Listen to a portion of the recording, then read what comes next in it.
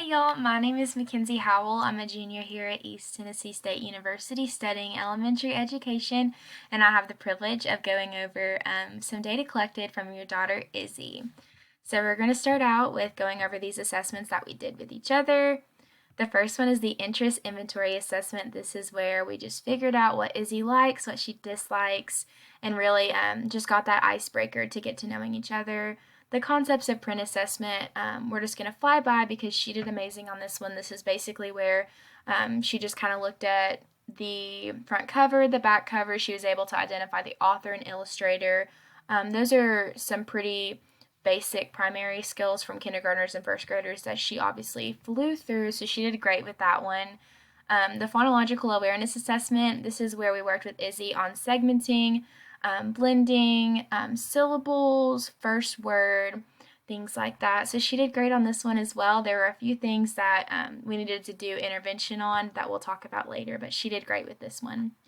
The next one is the spelling inventory. That one's pretty self-explanatory, but we basically gave her a spelling test with 26 words, and this was a great way for us to figure out if she was on grade level.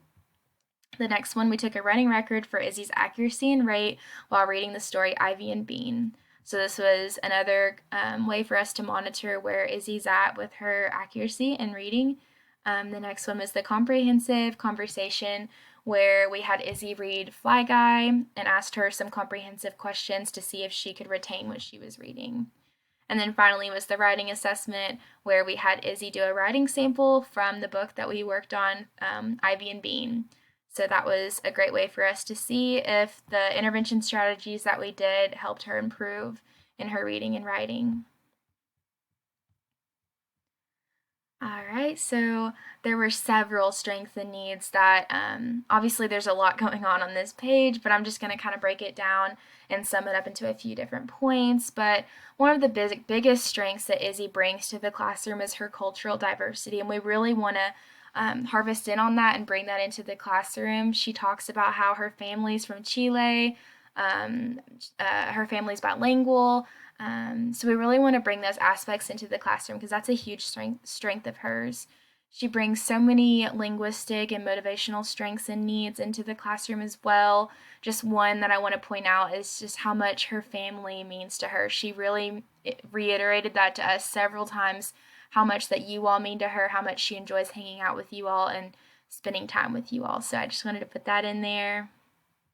So her reading goals, there were 4 of them. I'm not going to read them, but she had 4 reading goals throughout the whole intervention process. And this is really a basis of our goal for the intervention. So we had 3 intervention strategies: the sequential segmenting strategy, retrospective miscue analysis, and dialogic reading strategy. So for the sequential segmenting strategy, this was where we did the rubber banding words. So she took a rubber band and she pulled apart those syllables to break those up. She really did great with that one. I think it was because the rubber band is hands-on and manipulative, so she was very engaged during that one. The retrospective miscue analysis is where Izzy was able to listen to a recording of herself reading, and she was able to kind of figure out the mistakes that she's doing when she's reading, and the instructor followed up with an assets-based approach, which basically was positively encouraging Izzy and making her more confident in her reading.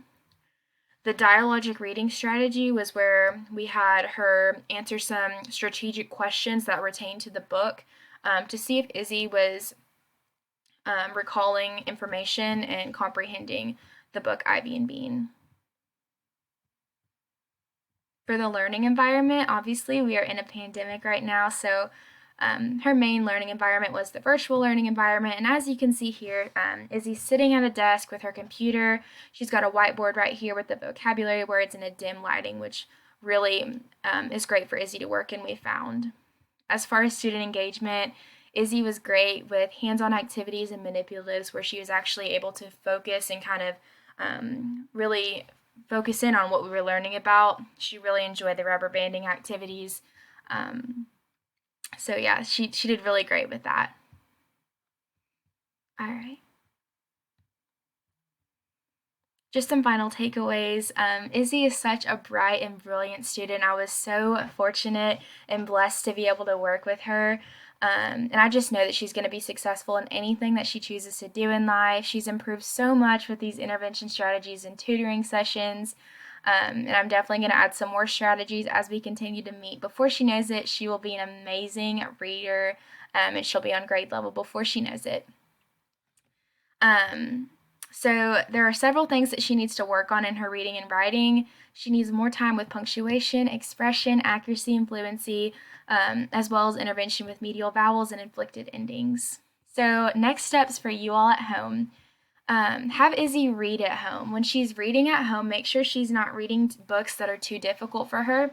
I've attached a link to this website that has a great way for you to give Izzy books that are on her grade level and on her reading level. So definitely check out this link that I've attached.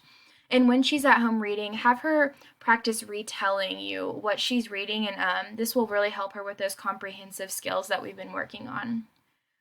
She really made it clear that she loves playing games with you all and hanging out. So while you all have free time, try to incorporate some reading and literacy games if you can. There are some great online resources that you all can use.